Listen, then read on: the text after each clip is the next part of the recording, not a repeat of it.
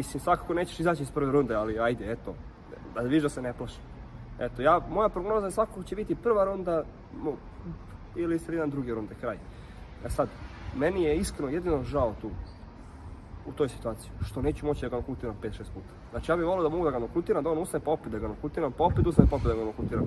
Toliko imam neke negativne mržnje prema njemu zato što ispao smrad, zato što napravio takav razdor među par nas tu klubova i svega, zato što nas je sve posvećao, jer opet kažem, dosta on tu ljudi uvuku u tu igru koji, eto, da li su izmanipulisali njegove strane, ne znam šta, nije ni bitno. Svakako ono. A ovi pušači kurca što pričaju da je on pobedio, da sam ja ono. Ja znam da oni mene mrze, zato oni njega kao nešto, ne vole oni njega. Ko može voli tu ligu? Ja vam garantujem ljudi, njega niko ne voli, ja to znam. Ali ja ne ističem to, on ističe kao, brate, tebe svi mrze, tebe ono, čuo od 3 ljudi da me mrzi, pa kao svi te mrze. Jebi ga, ja kapiram da u životu nije pričao sa više od 5 ljudi, pa njemu 3 ljudi mnogo.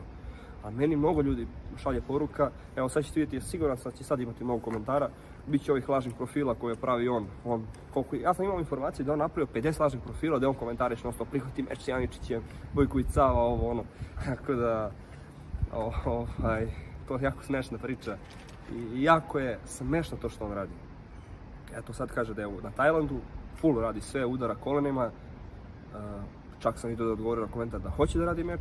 Ja kažem, evo, sad imaš priliku da prihvatiš ili nikad nemoj da prihvatiš, ne zanimaš me. Imamo još 5 još boljih opcija nego što si ti.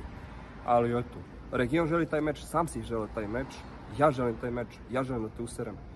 I to je to. Ja sam htio i odmah meč s njim da radim. Međutim, ja smo nešto je tu Icko rekao. Mislim, brate, kao dolazi sad jedan majmun koji je nebitan totalno i hoće iskoristiti moju popularnost i sad on mene proziva na meč i ja odmah treba da trčim na taj meč, pa ne može da. Htjeli smo da radimo pulu s tom i pre toga smo htjeli da radimo s tom jedan event i sad evo želim da radimo sa tobom. Jebi ga, brate, vrlo dobro znaš koja je priča, ja hoću da radim meč sa tobom. Ti ne želiš da radiš meč sa mnom, ali ćeš raditi meč sa mnom. Ako ne, barem zbog para, ti već znaš vrlo dobro. Ja sam tebe usro,